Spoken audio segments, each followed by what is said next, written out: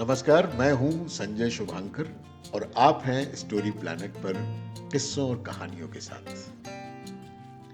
एक लंबे अंतराल के बाद लघु कथाओं का एक गुलदस्ता लेकर हाजिर हूं। आज के लघु कथाकार हैं संजय नायक शिल्प। भारतीय खाद्य निगम में कार्यरत राजस्थान के झुंझुनू के रहने वाले संजय नायक शिल्प लघु कथा के क्षेत्र में एक जाना पहचाना नाम है। लेखन के साथ साथ थिएटर में भी आपका गहरा लगाव है। संजय शिल्प जी के 7 साझा संग्रह अब तक प्रकाशित हो चुके हैं और एक किताब वो तुम थी ना वो भी प्रकाशित हो चुकी है। राजस्थान साहित्य अकादमी की पत्रिका मधुमती के साथ साथ देश विदेश की विभिन्न पत्र पत्रिकाओं में आपकी रचनाएं लगातार छपती रहती हैं और सराही जाती हैं। तो आज प्रस्तुत है संजय शिल्प जी की 3 लघु कथाएं, फोटो, बाप का कर्ज और दाग।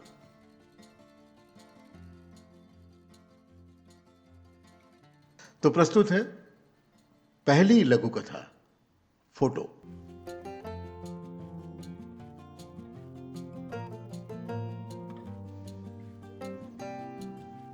बहुत ही अजीब है हमारा बॉस। अजीब खोपड़ी है उसकी। हालांकि उसने किसी बड़े आईआईएम से एमबीए किया है। अभी अभी 1 साल पहले ट्रांसफर होकर आया है। उसकी नियुक्ति ऑफिस में कर्मचारियों के बढ़ते हुए डिप्रेशन को कम करने की जिम्मेदारी के साथ हुई थी। लेकिन उसका हर काम सबसे अलग, सबसे निराला, बड़ा बेढंगा। जाने कहां से उसे अजीब अजीब और उल जुलूल ख्याल आते रहते हैं। मैं अजीब इसलिए कह रहा हूं कि उसे बस मौका मिलना चाहिए या उसका मूड होना चाहिए, बस। फिर वो नए नए इवेंट, नई नई प्रतियोगिताएं और कुछ नए नए खेल, पता नहीं क्या क्या करवाता रहता है। अभी उस दिन की बात है, मदर्स डे पर उसने एक टास्क दे दिया। उसने कहा कि मदर्स डे पर सभी कर्मचारी अपनी मां के साथ की एक फोटो लेकर आएंगे और जिसकी फोटो सबसे अच्छी होगी उसे 5,000, 3,000 और 1,000 के नकद पुरस्कार दिए जाएंगे। और यह भी आदेश दिया कि उसके हर टास्क में हर कर्मचारी का भाग लेना बहुत अनिवार्य है। अब ये टास्क सुनकर तिवारी तुरंत बोल पड़ा कि साहब, मेरी मां तो इस दुनिया में है नहीं, उन्हें गुजरे हुए 2 साल हो गए। अब वो कहां से लाएगा अपनी मां की फोटो? लेकिन बॉस के पास इसका भी उपाय था। उसने कहा कि जिन कर्मचारियों की मां आज इस दुनिया में नहीं है, केवल उन कर्मचारियों की पुरानी फोटो चल सकती है। लेकिन शर्त यह है कि वो फोटो बचपन की नहीं होनी चाहिए, बल्कि मां के अंतिम समय के आसपास की ही होनी चाहिए। साहब, तिवारी की समस्या तो हल हो गई, पर मेरी समस्या बहुत बड़ी थी। पिछले कई सालों से मैंने मां के साथ एक भी फोटो नहीं खिंचवाई थी। दरअसल पापा को गुजरे हुए 15 साल हो गए हैं और उस वक्त मेरी पोस्टिंग कहीं और थी। मां मेरे साथ ना आकर भाई के साथ गांव में रह गई, पूरी तरह उसकी होकर। और मां को मिलने वाली पापा की पेंशन पूरी तरह भाई ने हथिया ली। इसी संबंध में कुछ कहा सुनी हुई और इसी वजह से मां के साथ मेरी और मेरे बीवी बच्चों की बोलचाल बंद हो गई थी। हालांकि हमारे घर के बीच एक ही दीवार थी, पर हमारे दिलों के बीच की दीवार बहुत ऊंची उठ चुकी थी। मोबाइल तो पहले ही छान चुका था, उसमें तो तब होती जब मैंने खींची होती। खैर, मैंने घर आकर मां के साथ वाली अपनी फोटो खोजने की बहुत कोशिश की। घर का सारा सामान मैंने उलट पुलट लिया, पर मां के साथ की एक भी फोटो नहीं मिली, बचपन वाली भी नहीं, क्योंकि वो हम कब की उधर भाई के यहां देकर आ गए थे। घर का इस तरह सामान उलटते पुलटते देखकर बीवी ने पूछा तो मैंने बॉस के टास्क के बारे में बता दिया और यह भी बताया कि अगर जीत गए तो भाई कुछ न कुछ तो इनाम मिलेगा ही। बड़े गहन सोच विचार के बाद यह तय हुआ कि मां के साथ एक लेटेस्ट फोटो खींची जाए। अब लेकिन समस्या ये भी, इसके लिए मां से कहें कैसे। लेकिन इसकी जिम्मेदारी मेरी बड़ी बेटी ने ले ली और वो बोली कि मैं दादी से कई बार फोन पर बात करती हूं, मैं बात करती हूं दादी से। हालांकि यह सुनकर मैंने और मेरी बीवी ने उसकी ओर आंखें जरूर तरेरी, लेकिन इस वक्त यह जरूरी था कि फोटो खींची जाए। मां से बात की गई तो मां सुनते ही राजी हो गई, दौड़ी दौड़ी मेरे पास चली आई।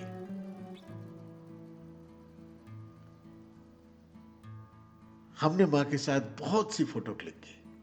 ऐसा करते देख मां को मुझ पर प्यार आ गया और वो मेरा सर अपनी गोद में रखकर बड़े प्यार से सहलाने लगी। ऐसा करते करते उसकी आंखों से आंसू बह निकले। उसको देखकर न जाने क्या हुआ कि मेरी भी आंखों से आंसू टप टप टप टप टपकने लगे। और ये सब मेरी बेटी लगातार क्लिक किए जा रही थी। फिर पूरे परिवार ने, हम सब ने मिलकर मां के साथ बहुत बहुत सी फोटो खिंचवाई। बॉस को मेरी मां के गोद में सर रखी रोती हुई मां के साथ की फोटो सबसे अच्छी लगी और उस फोटो के लिए मुझे पुरस्कार दिया गया 5,000 रुपए, प्रथम पुरस्कार। लेकिन उसी रात मां चल बसी। मां को गुजरे हुए आज 4 महीने हो गए हैं और तब से लेकर आज तक कोई दिन ऐसा नहीं गुजरा जिस दिन मां की फोटो 20 बार न देखी हो। सोचता हूं कि अगर उस दिन उस अल्हड़ बॉस ने वो इवेंट ना रखा होता तो शायद मैं कभी भी अपनी मां को अपने और अपने परिवार के साथ किसी फोटो में नहीं देख पाता। वो मां की फोटो आज भी देख रहा हूं और आज भी आंखें उसी तरह छलक आई हैं जैसी उस दिन छलकी थी जब मां ने मुझे प्यार से अपनी गोद में लिटा लिया था। मेरे हाथ में मां का वही फोटो है।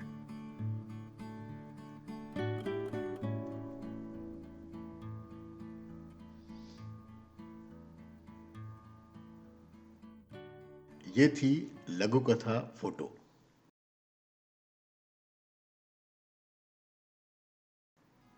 प्रस्तुत है अगली लघु कथा, बाप का कर्जा।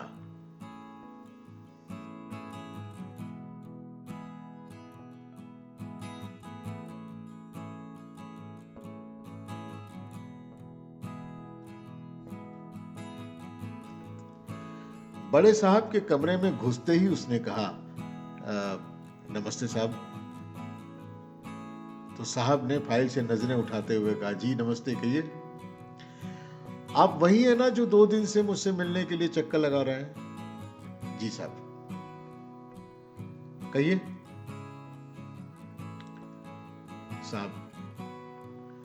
साहब मेरी बरसों की कमाई किसी ने हड़प ली है और लौटाने का नाम नहीं ले रहा है। अच्छा, कोई गुंडा मवाली है क्या? नहीं साहब, जिगरी दोस्त है साहब। मेरी आपसे हाथ जोड़कर विनती है कि मेरा पैसा मुझे दिलवा दीजिए। कमाल है, आप उसे अपना दोस्त भी कह रहे हैं और शिकायत लेकर मेरे पास भी आए हैं। देखिए, ये आपका आपस का मामला है, आप लोग आपस में ही सुलझा लीजिए। साहब, अगर आपस में ही सुलझ जाता तो यहां क्यों आता आपके पास? ठीक है, बात क्या है? जल्दी पूरी बात बताओ, मेरे पास ज्यादा समय नहीं है। ठीक है साहब, मैं कई सालों से विदेश में रहकर मजदूरी किया करता था। मेरा बचपन का दोस्त अक्सर मुझसे कर्ज मांग लिया करता था और मैं दे दिया करता था, क्योंकि वो अपने लड़के को पढ़ाने के लिए मुझसे पैसे मांगता था। सवाल उसके बेटे के भविष्य का था तो मैंने कभी मना नहीं किया साहब। अब वापस आकर जब मैंने उससे अपना पैसा मांगा, धीरे धीरे करके किसी तरह उसने काफी कुछ चुका दिया, लेकिन 1.5 लाख रुपए अभी भी बाकी हैं उसके ऊपर। और अब मांगो तो कहता है कि बेटा नहीं दे रहा है। उसका बेटा कोई बहुत बड़ा अफसर बन गया है साहब, तो हमेशा जब भी मांगो बोलता है कि बेटा नहीं दे रहा है। साहब, मेरी विनती है आपसे, मुझे मेरे पैसे चाहिए ताकि मेरा बुढ़ापा आराम से कट सके। आप कुछ भी करो, मेरा मेरा पैसा मुझे दिलवा दो साहब, मैं उसके खिलाफ रिपोर्ट लिख लो साहब। देखिए, ये रिपोर्ट तो आप किसी भी थाने में लिखवा सकते थे, इसके लिए आप यहाँ एसपी ऑफिस में क्यों आए? बताया ना साहब कि उसका बेटा कोई बहुत बड़ा ऑफिसर बन गया है और उसके खिलाफ किसी भी थाने में कोई रिपोर्ट दर्ज नहीं कर रहा है। अब आप ही मेरी मदद कर सकते हैं मालिक। और ये कहते कहते लगभग उसका गला भर आया। ठीक है, उसका नाम और पता बताइए मुझे, हम देखते हैं। उसका नाम है साहब रामदयाल, गांव है पोहड़की और जिला बहादुरगढ़, वहीं का रहने वाला है वो। अब इतना सुनते ही अचानक एसपी के हाथ लिखते लिखते रुक गए। क्या कहा, दोबारा बताना?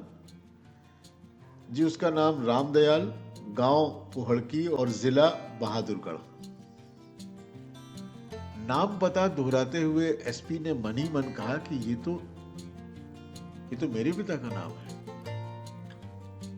हाँ बापू कई बार किसी दोस्त के कर्ज का जिक्र किया करते रहे,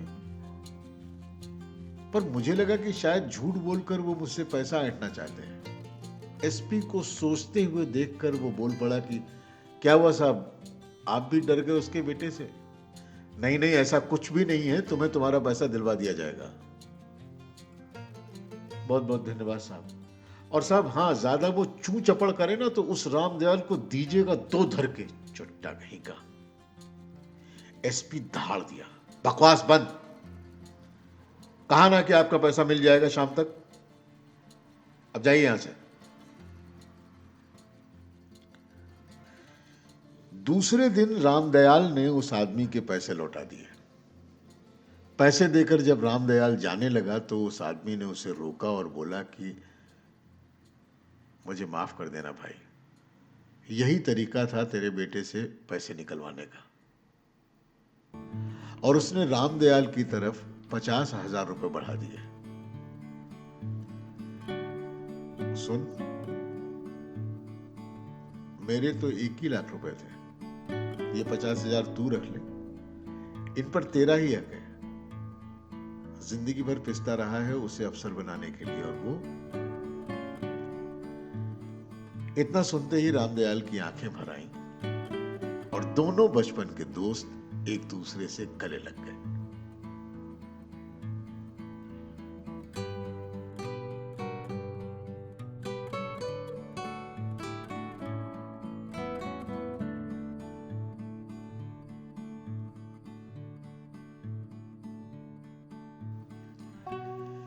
ये थी संजय नायक शिल्प की लघु कथा बाप का कर्ज। अगली लघु कथा दाग।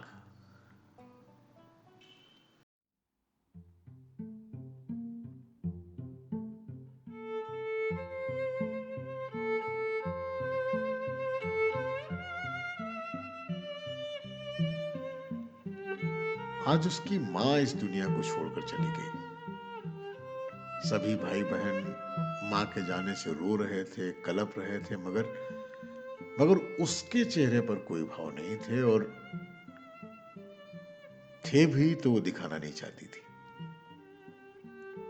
वो भी आया था राहुल आज, जिसके लिए उसे चिमटे का दाग लगा था। बहुत फटे हाल, बर्बाद सा। राहुल को देखते ही उसे वो दिन याद आ गया जब वो उसके प्रेम में पागल थी, दीवानी थी।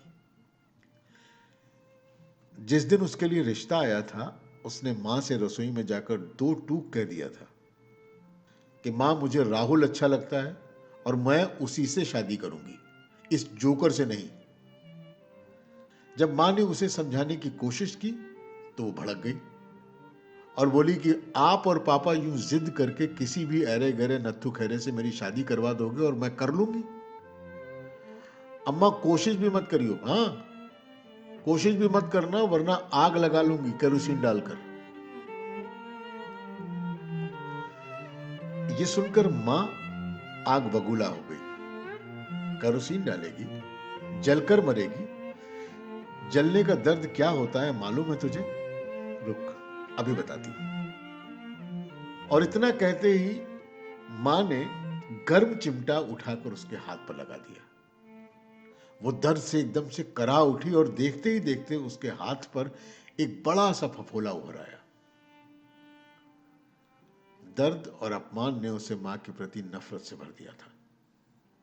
उसके हाथ का घाव भरने में लगभग 1 महीना लग गया, पर दिल का घाव वो नहीं भर पाया। उसकी सुंदरता पर वो हाथ का घाव एक दाग बनकर रह गया था, जिसे वो आज तक लोगों से छिपाने का भरकस प्रयास करती है। मां पापा ने जल्दी उसका विवाह कर दिया, अपनी मर्जी से उसी लड़के से कर दिया जो उसे पसंद नहीं था। कहां वो दूध सी गोरी और कहां वो काला कलूटा आदमी। उसने मां से बातचीत करनी भी बंद कर दी, और जब जब वो हाथ का दाग देखती, मां से उसकी नफरत और बढ़ने लगती। कई साल बीत गए उसे अपने पति की पत्नी बनने में, मगर आज उसका पति उसके लिए आदर्श था। वो उसका और उसके बच्चों का बहुत ख्याल रखता। उसके परिवार में उसके पति जैसा दामाद कहीं भी नहीं था, जिसकी सब इज्जत करते थे और वो भी सबको बहुत मान देता था। उसने नजर भरकर अपने पति की ओर देखा, जो सास के गुजर जाने से बहुत ही गमगीन था। उसे अपने पति पर दया आ गई आज कि सच्चे इंसान को उसने बहुत धुतकारा है, और उसे पता चला कि राहुल में दुनिया भर के ऐब हैं। दूसरी औरतों के चक्कर में बीवी को बहुत तंग किया करता था, तो वो भी उसे छोड़कर चली गई। अच्छी भली पुश्तैनी प्रॉपर्टी बेचकर दूसरी किसी औरत को मकान बनवा कर दिया, नकदी भी दी, और उस दूसरी औरत ने भी इसे लात मारकर घर से बाहर निकाल दिया। अब ये जनाब एक होटल पर काम करके अपना गुजर बसर कर रहे हैं। ये सब जानकर उसका मन वितृष्णा से भर उठा था। उसका पति अपने सच्चे व्यवहार के कारण और निखर आया। मां के 12वें पर भाइयों ने मां का सारा सामान सब बहनों को दे दिया, मगर उसने कुछ भी लेने से इनकार कर दिया। 11 दिन तक न रोने वाली वो आज फूट फूट कर इस तरह रोई कि उसे संभालना मुश्किल था। और वो दौड़ती हुई स्टोर में गई और वो चिमटा उठा लाई जिससे मां ने उसे दागा था।